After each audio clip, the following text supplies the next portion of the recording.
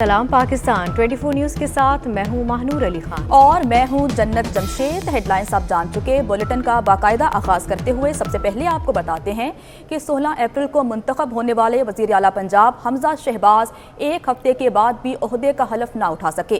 تقریب حلف برداری ملتوی کر دی گئی۔ پاکستان تحریک انصاف کے گورنر عمر سرفراز چیمہ کی جانب سے انکار کے بعد لاہور ہائی کورٹ نے گزشتہ روز صدر پاکستان کو حلف کے لیے نمائندہ مقرر کرنے کی ہدایت کی تھی، جس کے بعد انہوں نے چیئرمین سینٹ کو نمائندہ مقرر کیا تھا۔ گورنر ہاؤس کے مطابق آج حلف برداری کے حوالے سے تحریری نہیں صرف زبانی احکامات ملے تھے۔ مسلم لیگ نون کے قائد نواز شریف اور chairman peoples party Bilawal Bhutto Zardari کی لندن میں ہونے والی ملاقات کا اعلامیہ جاری کر دیا گیا۔ اعلامیے کے مطابق دونوں رہنماؤں نے ملاقات میں جمہوریت، قانون کی حکمرانی اور پارلیمنٹ کی بالادستی پر تبادلہ خیال کیا۔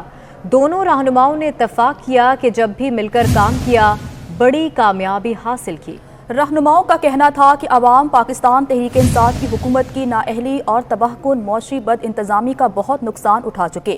ان تمام بحرانوں اور مسائل کو حل کرنے کی ضرورت ہے۔ مشترکہ اہداف اور موجودہ معاشی صورتحال کو تبدیل کرنے پر توجہ مرکوز کریں گے۔ اعلامیے میں کہا گیا کہ دونوں رہنماؤں کے درمیان ملاقات میں تمام جمہوری قوتوں میں اتفاق رائے سے مستقبل کے لیے وسیع روڈ میپ پر بات ہوئی۔ رہنماؤں نے نئے چارٹر پر غور کرنے کے لیے اعلیٰ سطح کے اجلاس کی ضرورت پر اتفاق کیا۔ نون لیگ اور پاکستان پیپلز پارٹی میں جمہوریت کے لیے مشترکہ جدوجہد پر اتفاق۔ لندن میں اسحاق ڈار اور قمر زمان کائرہ میں ملاقات ہوئی۔ میڈیا سے گفتگو میں اسحاق ڈار بولے، عوامی ایشوز ہمارا فوکس ہیں، ایسا پلان بنانا چاہتے ہیں جس سے عوام کی مشکلات کم ہوں۔ عمران خان کو ملک کا بالکل خیال نہیں، وہ کہتے ہیں میں جاؤں تو سب کو لے کر ڈوبوں۔ قمر زمان کائرہ نے کہا کہ خان صاحب غلط بیانیے کے ساتھ کھڑے ہیں، ان کا جھوٹ زیادہ وقت نہیں چل سکتا۔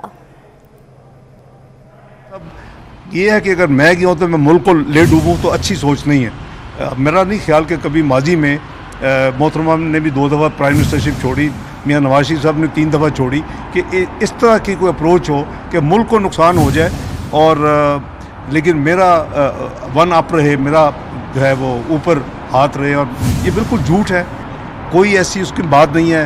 سائفر کو کبھی وہ کہتے ہیں سائفر ہے، درجنوں ہر ہفتے آتے ہیں ملکوں سے، تو یہ سائفر ہے، کبھی کہتے ہیں کہ مراسلہ ملا ہے، کبھی کہتے ہیں کہ کوئی فلان چیز تھی۔ مجھے سمجھ نہیں آ رہی کہ ان کو بالکل پاکستان کا خیال نہیں ہے۔ اب سارے پاکستان کو یہ بات بھرپور پتہ ہے کہ خان صاحب غلط بیانی کر رہے ہیں، وہ جھوٹ کے سہارے کھڑے ہیں، اور جھوٹ لمبے عرصے کے لیے نہیں چل سکتا۔ جس طرح ان کے باقی یو ٹرن لمبا عرصہ نہیں چل سکے جھوٹ ان کے، اور یو ٹرن لینے پڑے، اس پہ بھی ان کو یہ ان کے واپس لوٹ کے ان کی طرف واپس آئے گا، تو یہ جھوٹ ہے، جلد ایکسپوز ہو چکا ہے۔ مزید ایک صرف یہ ہے کہ کیونکہ وہ لڑائی کے موڈ میں کھڑے ہیں، انہوں نے اپنے کارکنوں کو لڑائی کے موڈ میں کھڑا کیا ہوا ہے، اور لڑائی کے موڈ میں ذرا بندہ دلیل کی بات کم سنتا ہے۔ چند دنوں میں انشاءاللہ دلیل شروع ہو جائے گی۔ Chairman P T I Imran Khan کہتے ہیں ہمارے خلاف سازش کی گئی، لندن میں بیٹھے شخص نے سازش کی، چھوٹا بھائی ساتھ ملا تھا، ہمیں جنوری سے پتا تھا۔ جب سے یہ گیم شروع ہوئی عمران خان نے سپریم کورٹ سے کھلی سماعت کا مطالبہ کیا۔ پریس کانفرنس میں مطالبہ کیا کہ الیکشن کمیشن کو مستعفی ہو جانا چاہیے۔ انہوں نے کہا کہ ضمیر بیچنے والوں نے ملک اور حلقوں سے غداری کی۔ عمران خان نے کارکنوں کو اسلام آباد مارچ کی تیاری کی ہدایت بھی کی۔ بیٹھ کے اس نے پوری سازشیں کی بیرون ملک کے ساتھ، اور یہاں جو چھوٹا بھائی تھا وہ پوری طرح ملوث تھا۔ میں اب چاہتا ہوں کہ سپریم کورٹ کے اندر اوپن ہیئرنگ ہو اس کے اوپر۔ ہم کوئی کیمرہ ہیئرنگ نہیں مانگتے، ہم اوپن ہیئرنگ مانگتے ہیں۔ جب یہ لوگ انہوں نے اپنے ضمیر بیچے، اور انہوں نے اپنے حلقوں سے غداری کی، انہوں نے ہماری جمہوریت سے غداری کی، میں یہ پوچھنا چاہتا ہوں کہ کیا یہ اتنی امپورٹنٹ چیز نہیں کہ الیکشن کمیشن اور سپریم کورٹ اس کو فوری طور پہ سنیں ان کیسز کو؟ اور الیکشن کمیشن کا تو میں یہ واضح کر دوں آج کہ الیکشن کمشنر کو ریزائن کرنا چاہیے۔ میں نے اپنی ساری تنظیموں کو آج تیاری کروا رہا ہوں، اب سے سارے ہمارے پاکستان کے اندر گاؤں لیول کے اوپر، محلہ لیول کی تنظیموں کو میں نے آج انسٹرکشنز دے دی ہیں، سب تیاری کریں اسلام آباد کی حقیقی آزادی کی مارچ کے اوپر۔ امریکہ نے پاکستان کی قومی سلامتی کمیٹی کے اعلامیے کا خیر مقدم کیا۔ ترجمان امریکی محکمہ خارجہ کا کہنا ہے، ہمیشہ سے کہہ رہے ہیں امریکی مداخلت جیسی افواہوں میں کوئی صداقت نہیں، پاکستان سے دیرینہ تعاون کو قدر کی نگاہ سے دیکھتے ہیں، ہمیشہ خوشحال اور جمہوری پاکستان کو امریکی مفادات کے لیے اہم سمجھا ہے۔ امریکہ نے پاکستان کو قومی سلامتی کمیٹی کے اعلامیے کا خیر مقدم کیا۔ ترجمان امریکی محکمہ خارجہ کا کہنا ہے، ہمیشہ سے کہہ رہے ہیں امریکی مداخلت جیسی افواہوں میں صداقت نہیں، پاکستان سے دیرینہ تعاون کو قدر کی نگاہ سے دیکھتے ہیں، ہمیشہ خوشحال اور جمہوری پاکستان کو امریکی مفادات کے لیے اہم سمجھا ہے۔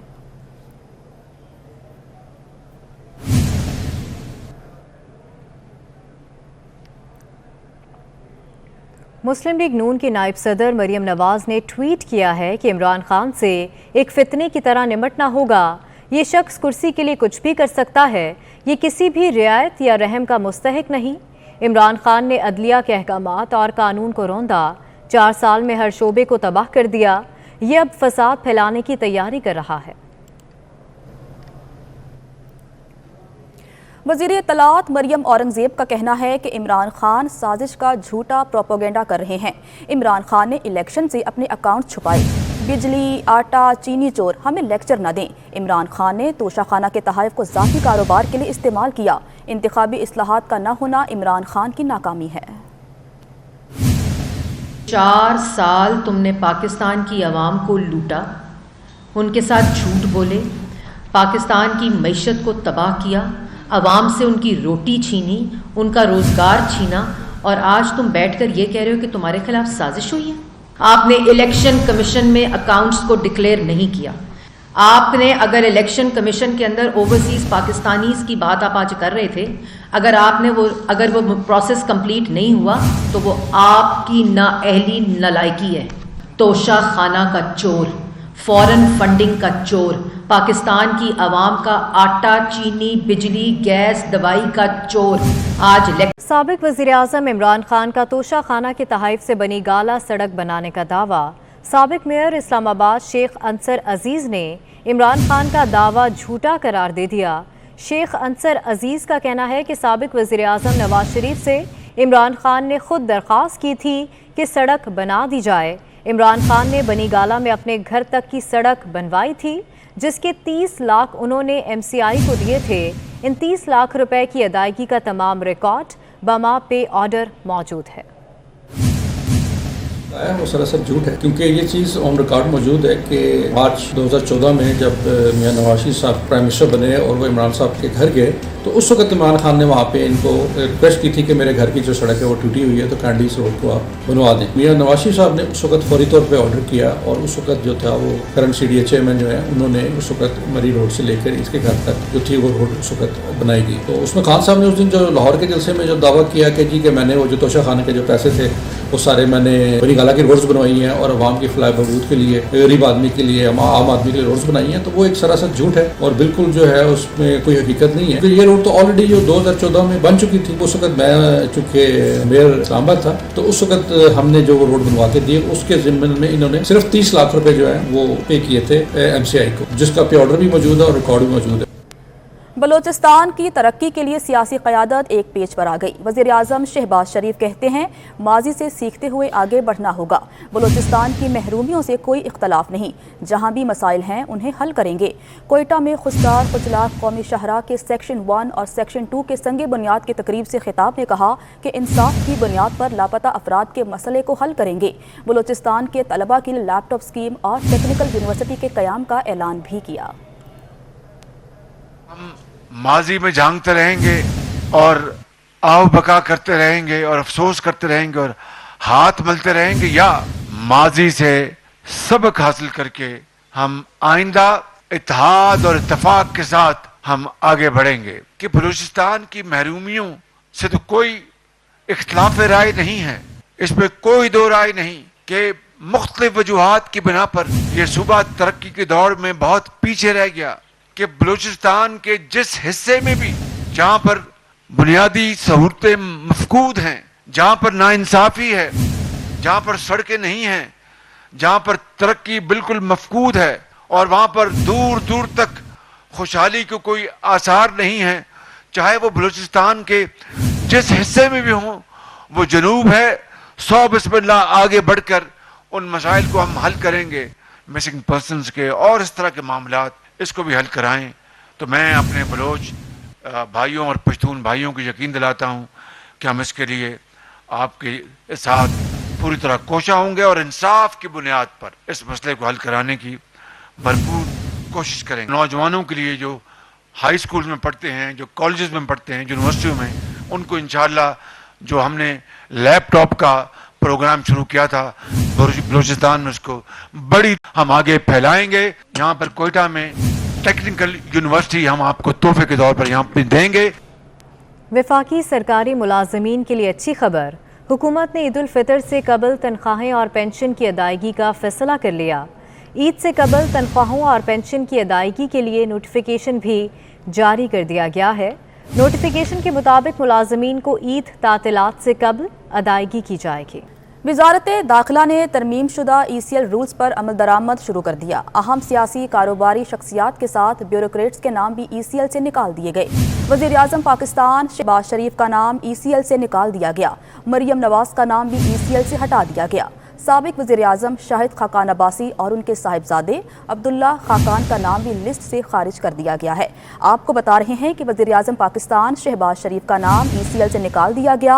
मरियम नवाज का नाम भी ECL से हटा दिया गया है। साबिक वज़ीर आज़म शाहिद खाकान अब्बासी और उनके साहिबजादे अब्दुल्ला खाकान अब्बासी का नाम भी लिस्ट से खारिज कर दिया गया है। मज़ीद तफसीलात लेते हैं ओवैस कियानी से। ओवैस, बताइएगा कि किस किस का नाम खारिज किया गया है ECL से? जी, नई जो तरमीम शुदा ECL रूल्स हैं उसके तहत वजारत दाखिला ने इस पर अमल दरामद शुरू कर दिया है। अहम सियासी कारोबारी शख्सियात के साथ साथ जो ब्यूरोक्रेट्स के नाम भी ECL से निकाल दिए गए हैं। वज़ीर आज़म पाकिस्तान शहबाज शरीफ और इनके अहले खाना का नाम जो है वो निकाल दिए गए हैं ECL से। जो मरियम नवाज हैं उनका भी नाम जो है वो निकाल दिया गया है। साबिक वज़ीर आज़म शाहिद खाकान अब्बासी और इनके साहबजादे अब्दुल्ला खाकान का नाम भी ECL लिस्ट से खारिज कर दिया गया है।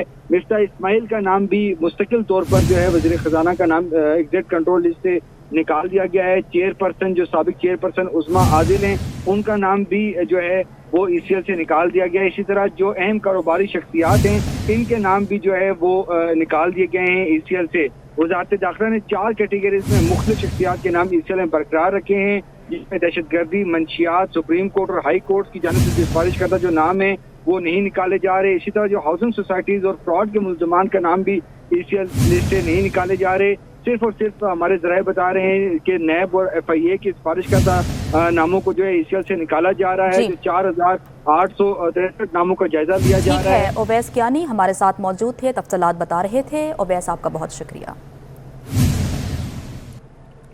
इमरान खान की हुकूमत जाते जाते खसारे का एक और रिकॉर्ड बना गई। रवा माली साल के पहले 9 माह का करंट अकाउंट खसारा 13 अरब 17 करोड़ डॉलर की मुल्की तारीख की नई बुलंद तरीन सतह पर पहुंच गया। मार्च का खसारा गुज़िश्ता साल से 179% ज़्यादा है। 9 माह का तजारती खसारा भी बुलंद तरीन था। वज़ीर इत्तलात मरियम औरंगज़ेब से मीडिया जॉइंट एक्शन कमेटी की मुलाकात हुई। वज़ीर इत्तलात मरियम औरंगज़ेब और मीडिया जॉइंट एक्शन कमेटी ने बड़ा फैसला कर लिया। फेक न्यूज़ के खात्मे के लिए कानून साजी करने पर इत्तफाक कर लिया गया। मरियम औरंगज़ेब ने कहा कि झूठ पर मबनी इंतशारी फसादी बयानिए के तदारुक में मीडिया अपना किरदार अदा करे। उन्होंने यकीन दहानी कराई कि सहाफ़ी बरादरी की मुशावरत से चलेंगे। मीडिया जॉइंट एक्शन कमेटी के वफ़द ने साबिक़ हुकूमत के स्याह क़वानीन कलअदम करने के इक़दाम का खैर मकदम किया।